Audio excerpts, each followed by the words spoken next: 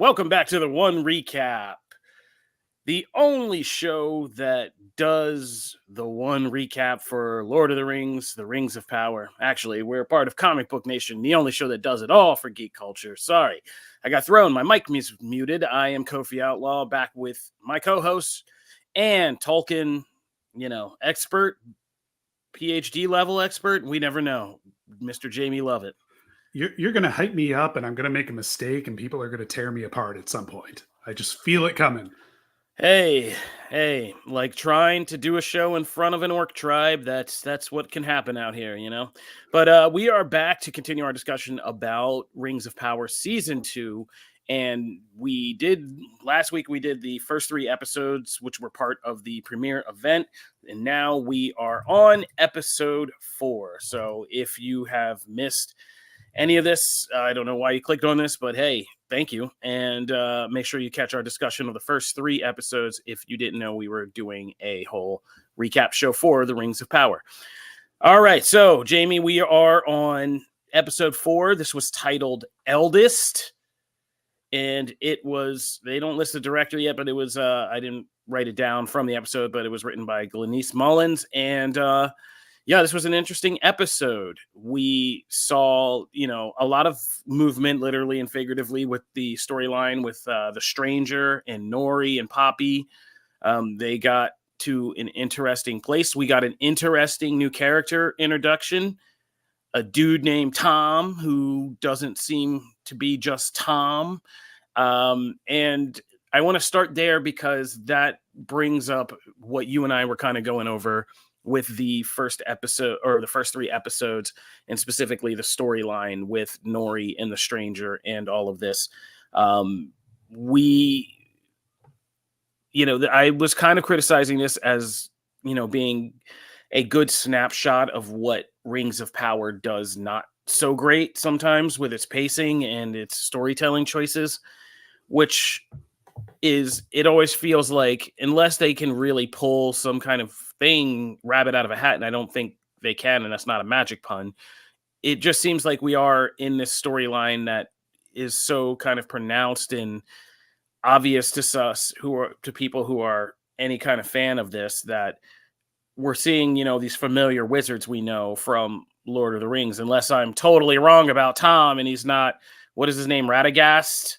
Is that No, this is Tom Bombadil, who is not a wizard as far as Tolkien ever decided.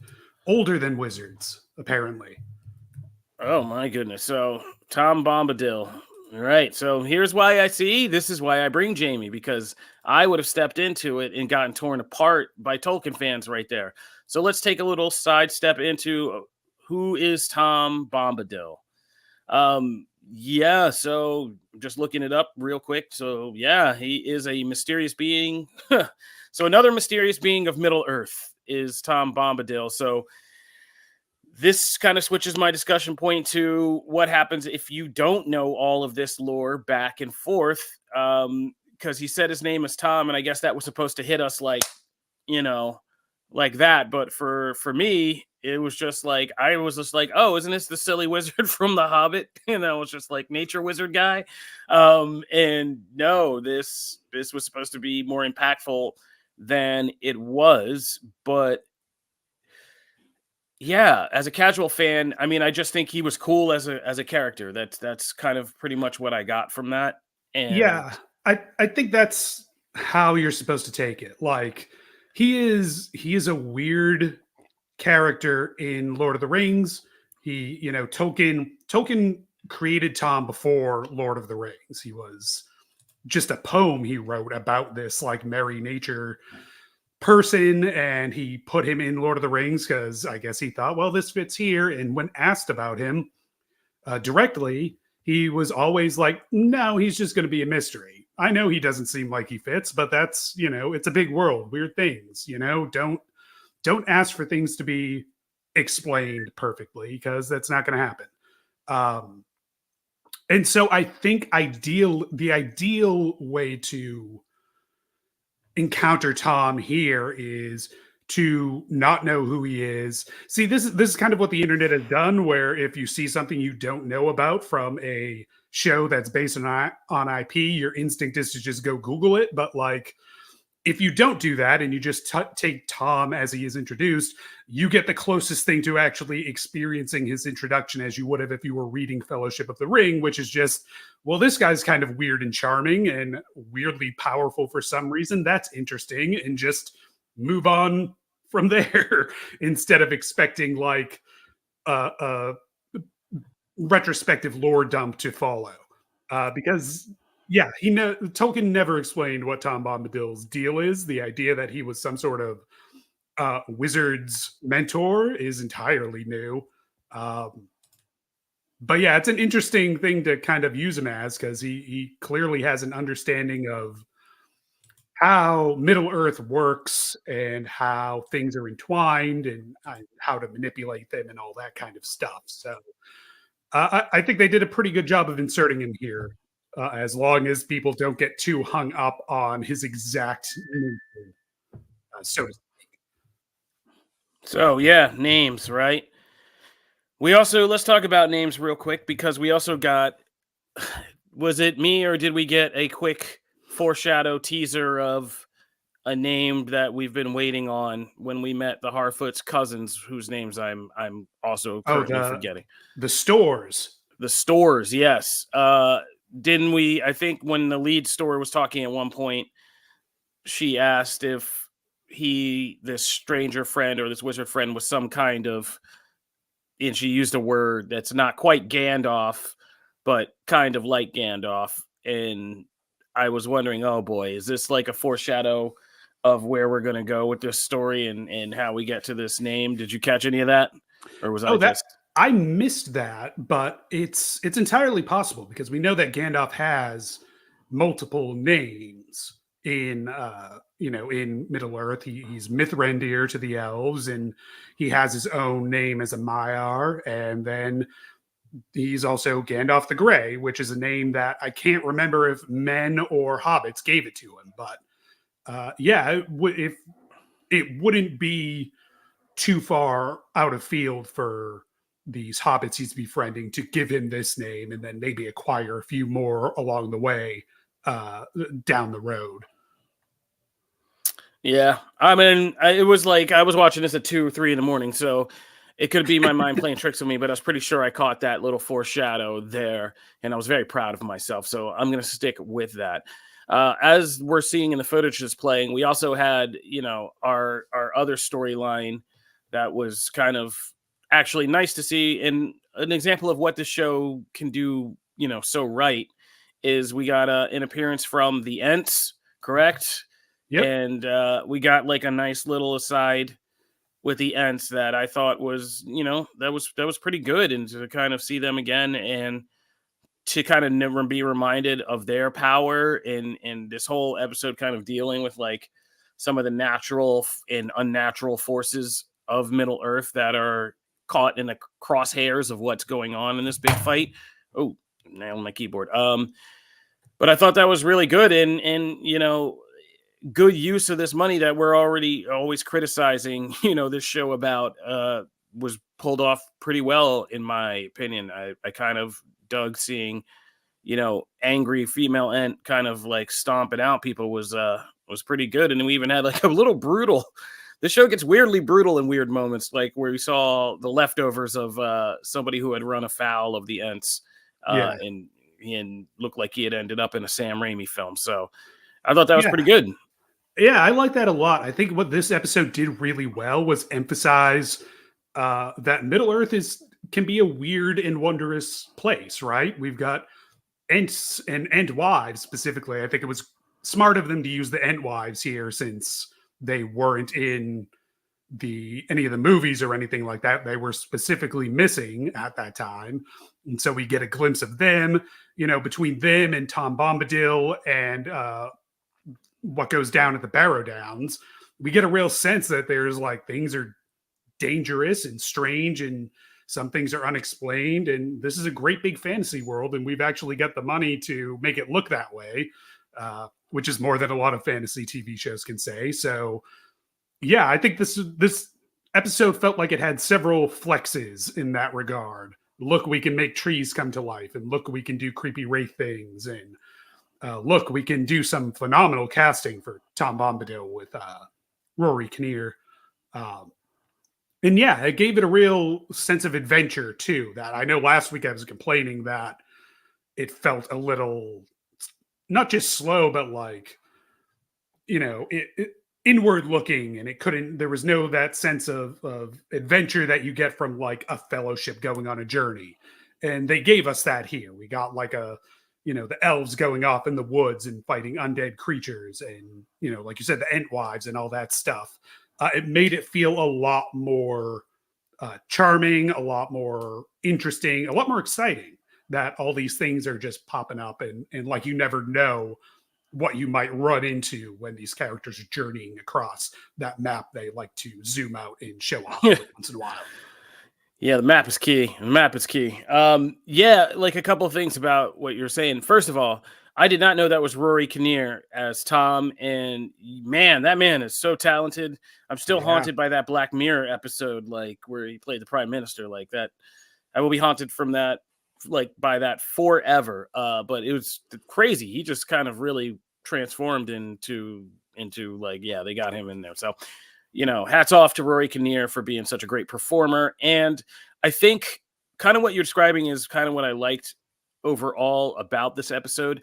Like, I'm still not sold on this show overall, but what I did like about this episode was it felt the most like balanced and plotted out well enough with enough highlights and development to feel like one of those Peter Jackson films condensed into like an hour.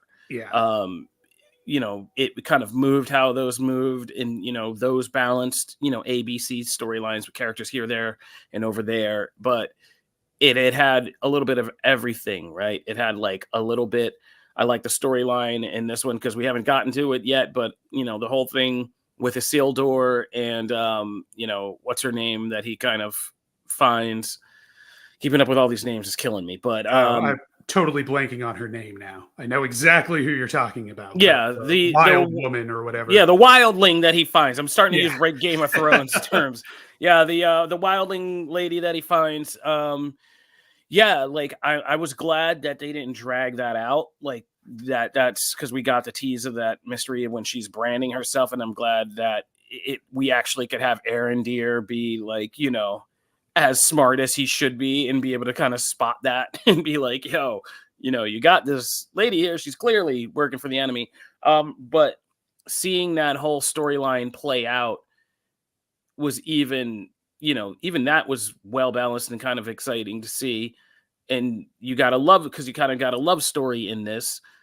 So you got a little bit of everything. And that's what Lord of the Rings in those films, Jackson was so good about identifying the parts that you needed to pull from those dense novels to give people like a cinematic experience. You need a little bit of love. You need a little bit of adventure. You need a little bit of scary. You need a little bit of fun, all of that. And so I think this episode very much so, more so than the first three, which were all clearly, weighted towards, oh, this one's mostly a dwarf story, this one, or an elf story, then a dwarf story. Then we're going to check in on the man, and in between, we're going to get little Harfoot stranger beats, here and there. Yeah. This felt like now we're cooking with everybody, and this is much more balanced.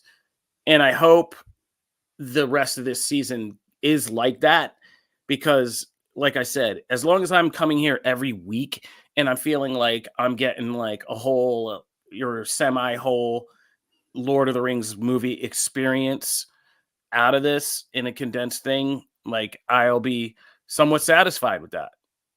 Yeah, I'm a little worried that so next week, I think there was a preview that showed like next week it's going to be all about the dwarfs and Numenor and all the stuff that wasn't in this episode. So I'm a little worried that while the pacing on this episode is excellent, it's perfect. Like you said, it's got a little bit of everything, a little adventure, a little of this, a little of that. I'm afraid that next episode we're going to be dealing entirely with these storylines that are all about the political infighting, and that we're going to end up back at, well, this is a lot of talking and not a lot of sense of adventure. Hopefully they manage to make the politics a little more compelling. I feel like so far all the political stuff has just been like them telling basically recounting a vague description of what happens in the appendices and all that stuff in the Silmarillion or whatever, and not really getting us invested. Hopefully they can change that. But if we get more episodes like this, then I'll be happy, because this I can get on board with as a fun fantasy watch and not get too bent about.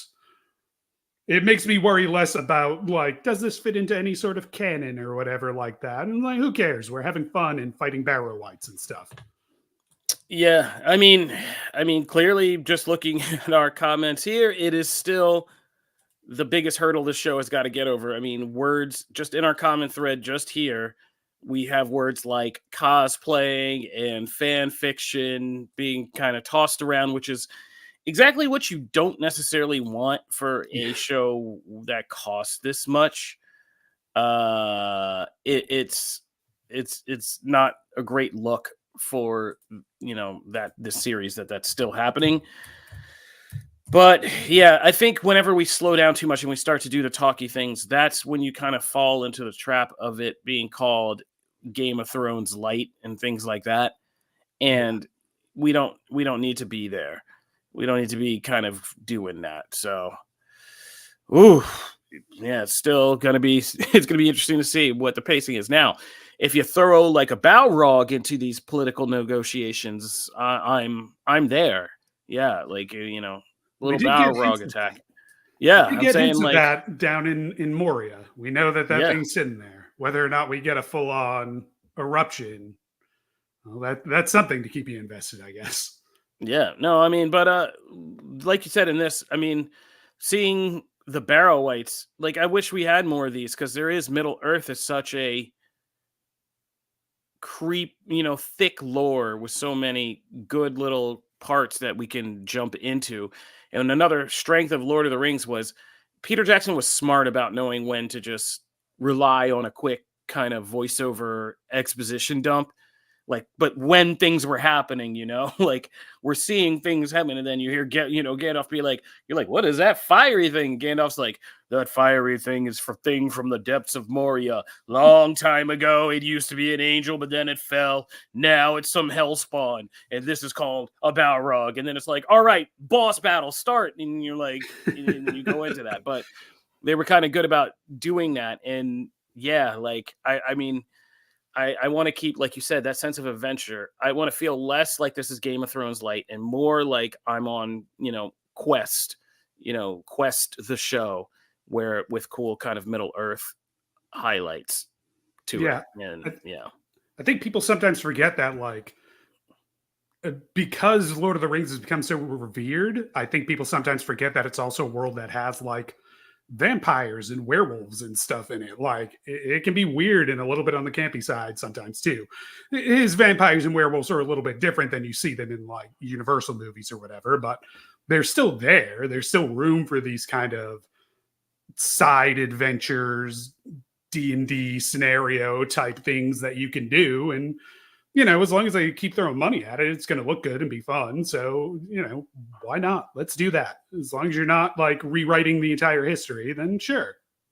No, I mean, and that's the thing. It's just like I joke about this, and whenever we talk about this subject, because of the power of Tolkien lore and what it's become in society, where there are like legit PhDs in this stuff, in the the just deciphering and what this text means, what it's all about, what the lore actually is. Like you can do all of these things with Tolkien, but I worry that sometimes the people even making the show are too nervous about that, Yeah. that it's kind of strangling the show. And I think that's the biggest problem. Pam Petro, we put it up on the screen, says season 2 is way better than season 1. I mean, Pam, you're not wrong. I'm having more fun with this already. Season 1, I remember having like the last 3 episodes. I was like, okay, I'm locked into these.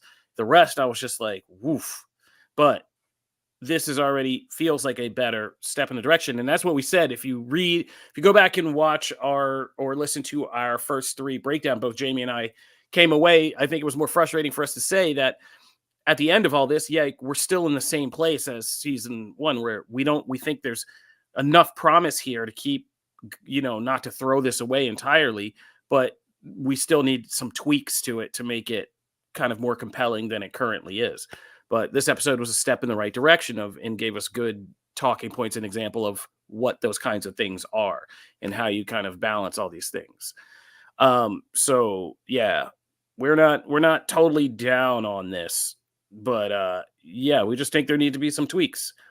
So just to be clear where we stand and kind of where we got going on in our opinion. But I'm losing my place. What was I actually saying? Like we were talking about lore and being potentially too oh yeah, that's right. The whole Rosetta Stone I have written down of this whole discussion recap.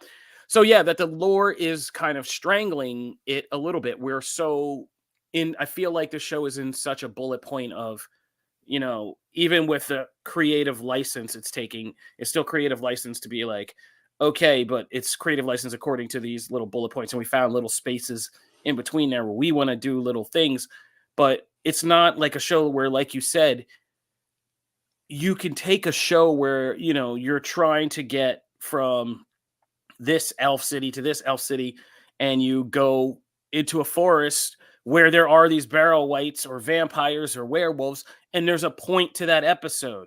There's something that happens to Galadriel and Elrond, and during that fight that helps them resolve this, internal conflict they got going, and that's a whole episode of TV.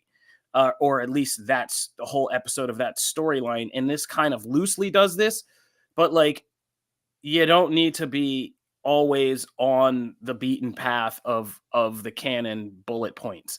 Like, take an episode, detour, get weird in like just like a little side quest, and enjoy these characters and what you can do for bringing us out of legend and closer to who they are as people. Let the actors, really play with them in just human moments that have nothing to do with larger canon, and doing all those things that we love from a TV show and longer form storytelling. So that's kind of like where I've settled in on this, because whenever this show does that and has like weird little moments, like Isildur possibly going Jon Snow on us, it has nothing to do with the lore of Isildur, but it's the most interesting that character's been to me. Yeah. And just where that storyline ended up as an episode of TV is more interesting to me, Yeah, to that point, I think one of my favorite parts of this episode, which I did like, I like this episode. One of my favorite parts was that bit at the end where Elrond realizes or explains to the other elves, like, Galadriel didn't sacrifice herself to save us. She was protecting the ring, which is such a statement about how that power and all that it represents alters all the dynamics, all the political weight, friendships, pretty much everything from the ground up in Middle Earth. Because we're only now getting to see what's possible of its healing abilities, its restorative abilities.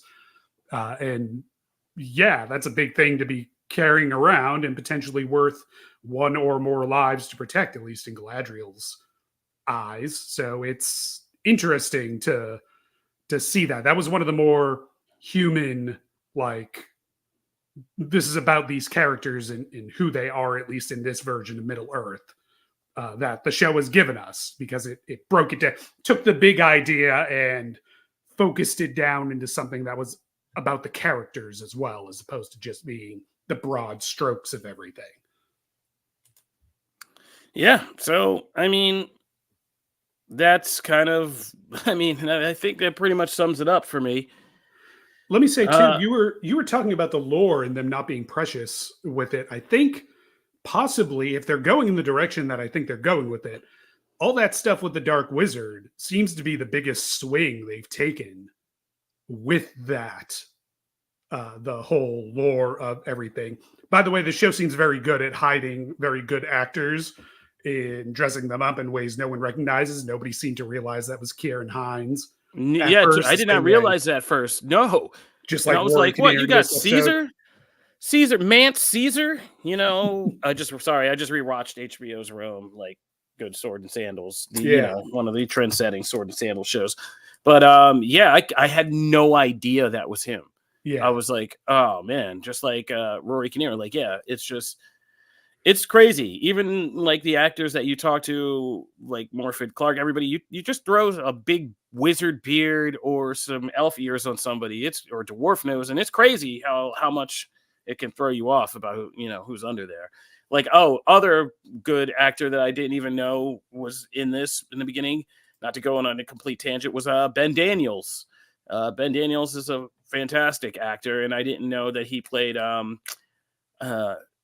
Siran, or the older wise elf, the kind of maker, and Oh, the shipwright, yeah, the Curtin. shipwright, Curtin. Yeah, Curtin. Kierden, like, yeah, he's Ben Daniels from things like the Exorcist TV show, and he had a little brief role in some of those Star Wars sequels.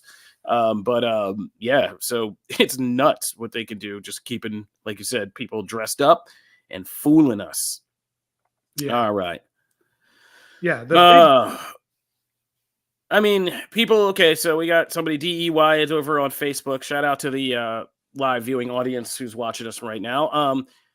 I would say, like, this is one of those things, like, where we can get too literal. Like, Tom Bombadil isn't necessarily. He's saying that Tom Bombadil. I guess he's not happy that he feels like in lore Tom Bombadil doesn't get involved in the things matters of Middle Earth, but he's technically not doing that in this. I think they walked a safe line where he's just helping the stranger, kind of. He's giving off wisdom and helping, pointing him in a direction, but like, it doesn't mean he's like putting his thumb on the scale in any kind of way. Yeah, this is also clearly Tom. I mean, Tom in the Fellowship, they make it clear that he stays within his realm, like physically, like there are his lands and he doesn't leave them for whatever reason. So just the fact that he's in Rune, this place off to the east, is a break from that. So you can either be angry about that because it seems to be a change from what he was doing in the Fellowship of the Ring, and in that case, then nothing he does in this show is going to make you happy because he shouldn't even exist in this particular place at this point. Or you can look at it as, look, he's the eldest, he's been around forever, and we only see him in the Third Age in Lord of the Rings.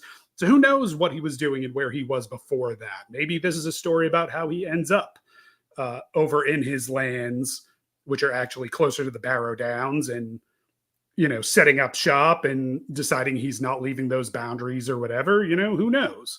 But yeah, it's not like he's going and fighting the Dark Wizard himself. He's got knowledge of how magic works, and he's passing that along. And I don't think that's necessarily hugely more different than the aid he gives to the hobbits in Fellowship of the Ring. So I don't know, that part didn't bug me very much. I get why some people might be a little annoyed by it, but it seemed pretty restrained in my opinion, I think. Yeah. I mean, there is room for this stuff to explain, like, why, like, like certain sayings, like Tom just stuck to his lands. It's like, okay, but did he ever consider more than he saw, like, some stuff happening, and he was like, yeah, I'm out. I'm just going to be over here doing this. Well, you guys do that over there. Like, that would make sense. That's a way to kind of establish lore in a way of explaining this, and also setting the stage for why he sees hobbits and he's like, they're cool, I'll help them, and things like that. So yeah, I don't get too hung up about that, because clearly, I mean, I'm just a casual fan of all this. I didn't, I don't know my Toms. I didn't even remember. I have to go back and watch his part in Fellowship of the Ring at this point. Oh, he's Just to not in even, like, Fellowship. oh, That's why it was such a big deal. He's been cut out of like every live action adaptation because he is like the tone of him. So Rory Kinnear plays him very understated in this show. In the books and stuff, he is like a bouncing, jolly dude, and he feels like intentionally very almost out of place in what is going on. He is so like just pure joy and bounciness and all this stuff.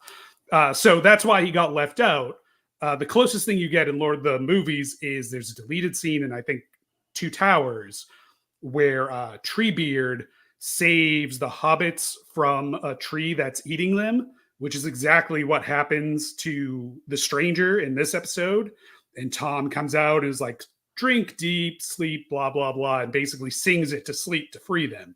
And that's what happens in the book is he does that to save the hobbits from Old Man Willow, which Peter Jackson gave those lines to Treebeard as like a nod without having to put him in there. And then we get a version of that actually happening with Tom Bombadil in this show. So it's like three times removed. We've gotten all the way back here. But yeah, he's a weird character. Okay, so this is why Jamie has to be here to oversee all of this, eh? Man, that is a crazy bit of history. So, I hope everybody who was really on Team Tom has happy-ish about this, but it sounds like, once again, somehow we've pleased no one. Like, people either don't know who this is or why it's this important, or there's been people who've been waiting for this for a long time, and now because he's in Rune, we've ruined it. See what I did there? Rune. Yeah, anyway. I see. So, yeah, I don't know. So it brings us back to the central dilemma of Rings of Power. But overall, kind of, like I said, I like the pacing of this as a television episode. And I think if anything, it just gave me a better sight on where I would want this show to be, especially if we were planning to live in here for a while and be here for a while. It's okay to like take some more detours, take some more episodes, get some great TV writers, like, get a Brian Fuller in here and write an episode, you know what I mean? Like really do something different and within Middle Earth, but like tell a singular episodic story with these characters and themes and stuff. And just like you said, get weird with it. There's plenty of stuff to do. It's like a Star Trek episode. As long as they're just spouting out some words that sound slightly Elvish or some other language, we got to go to Cosmos and get the new Menara thing so we can open the mountain pass. It's like, okay, sure, whatever. Like, I don't need to Google all of that. Just, those are the characters are worth hanging out with. Yeah. Again, I feel like, this episode, just like last week when we were talking about the first three, we've somehow done this entire episode and barely touched on the Dark Wizard, which feels like the biggest deal in the whole thing. But so far he's just sitting on his throne. Like, yeah, I mean, I feel like he should have an orb to contemplate or something like that. Like, he's just chilling. All right, well, let's get since you're an expert, let's end on your Dark Wizard theory, because you've been kind of holding back, and I feel like you want to kind of get this one off. So what do you think is going on with that? Okay, so the big hint we get in this episode is Tom saying that Stranger, or Gandalf, or maybe not Gandalf, who knows, isn't the first wizard that he's had chill out in his home and learn stuff. And we get, so the implications of the Dark Wizard probably came through and whatever. And so the big theory is that this is probably another one of the Istar, most likely one of the blue wizards that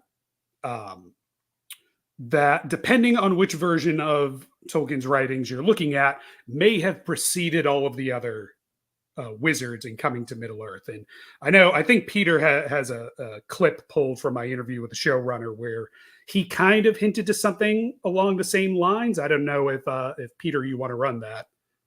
Wizard in this season, and that feels like a on its face a somewhat new concept based on what we know about wizards and Tolkien. Can you tell me at all anything about like what role he plays? What does Dark Wizard mean? Like fallen Maya? Like what are we dealing with? Good question. I don't know that it's that new of a concept. We have seen throughout Tolkien that, powerful beings are tempted to evil. Gandalf will not carry the ring, for he fears, the evil it could do through him. Saruman turns to evil, believing that that's the best way to save the world, in whatever twisted logic he's come up with. So we know that good characters can turn to evil, and we know that even wizards can turn to the dark side, so to speak. And watching how that's going to play out with Kieran Hines is going to be, hopefully, a real thrill for people. I think you just seeded several fan theories that will pop up on the So yeah, he's drawing a comparison to Saruman, who we know goes evil in Lord of the Rings. And like I said, there are different versions of the blue wizards in Tolkien's writing. originally he envisioned that they went to the east and maybe to the south, and they were supposed to help fend off Sauron's influence there, and basically failed and kind of succumbed to evil themselves and started magical cults. He never really gave it a ton of thought because they weren't necessarily relevant to Lord of the Rings. But it seems like that is kind of the direction we're going at with this dark wizard. So the theory is that he is one of the two blue wizards. But then later on, when Tolkien wrote about the blue wizards, he kind of reversed course and decided, well, they must have succeeded in stymieing Sauron's efforts in the east. Otherwise, the men of the west would have lost the battle with Sauron because he would have had way too many forces, way too many people from the east to come shore up his defenses. And so they must have been essentially like rebels in the east, keeping Sauron at bay. And so I think it'd be interesting if they, if they want to take a really big lore swing and try to connect all of Tolkien's thoughts on the blue wizard, and this does turn out to be a blue wizard. Be interesting if he starts off evil and either we find out there's the second blue wizard that is still good and still doing his job, or maybe this one gets redeemed at some point or something like that. But I don't know if anyone has any other theories, but I think the surest theory about this dark wizard is he seems like that blue wizard who got here before the other Istar and wandered off and turned evil and started this magic cult, that cult being the mystical people that were in the first season looking for the stranger and all that stuff. But again, it's weird that we have this big bad in the East and like there's just not much, he's just not doing much yet. Well, I mean, that's the whole thing with this show is this show does like a lot of in-betweeners. Like Adar is kind of, he's like noble orc father, but also baddie. He's in between Sauron and everybody, and he kind of shows up, but he's kind of not there. And this is kind of par for the course with this show, but I've thought it was going to be one of the blue wizards because that's a safer place to build in because, like you said, it's one of the more vague aspects of Tolkien lore. And so, yeah, I always thought it would be like one of those things, but it'll be interesting to see. As Marsalis Coleman's coming in saying the Dark Wizard isn't Saruman, I've also thought about that one. Like, it would be kind of an interesting twist to know that our faith in Saruman the White and that whole image was always misplaced because this dude had started out, and maybe when he first got down here, his first raw impulses were to go to the place that we eventually know he goes to. But that, if maybe him and the stranger actually connecting and magicking together, they're like Eternals, they and then that is kind of a redemptive thing. That would be interesting. Like, that would actually be a very interesting thing. And that's the kind of stuff I like in prequels, like doing something that we don't expect, a chapter of somebody's life that we, don't know about. Because if you're ever middle-aged like us and you start dealing with your parents plus adult life as a parent yourself, you begin to find out all these crazy chapters and you're like, wait, what? You did what? You were who? And like they're like, yeah, and you're just like, man, never knew any of this when I was a kid. But yeah, so that's interesting to see. So I've also been big on the Saruman theory, but again, that's such a touchy thing with so much lore and blah, blah, blah. Like, I could see them just building on a blue wizard because that would be new. It'd be something we haven't really touched on yet, just like Tom. So those are my kind of final thoughts. Jamie, did you have anything else you wanted to get into? No, I think we covered most of it. We didn't discuss the stores too much. They're a little different than how they're described in the books. In the books, they so a store. If you don't know, Smeagol in Lord of the Rings comes from store lineage. I forget how old he is. So there are three types of hobbits, and they all kind of interbreed until there's just hobbits left, right? And it becomes like I can tell you that I'm kind of Italian, but I'm not from Italy, right? It's that kind of thing. But the stores is described like they hang out in marshes and wetlands. So the fact that they're in this dry area suggests that this is the stores before they really find the place where they want to call home. So that I would guess is the journey that they're about to go on, and seems to be kind of the journey that all of these Hobbit predecessors are on at the moment. So we'll see how that goes. Yeah, Burrows, we got a whole little Hobbit overarching kind of lore mission, holy mission for a Mecca, and it was I was like, oh man, I kind of dig this, and it made me happy because it made me feel like, yeah, the Shire is now so. It made me feel like, and this is again what a good prequel do, the Shire is this much more precious and important place.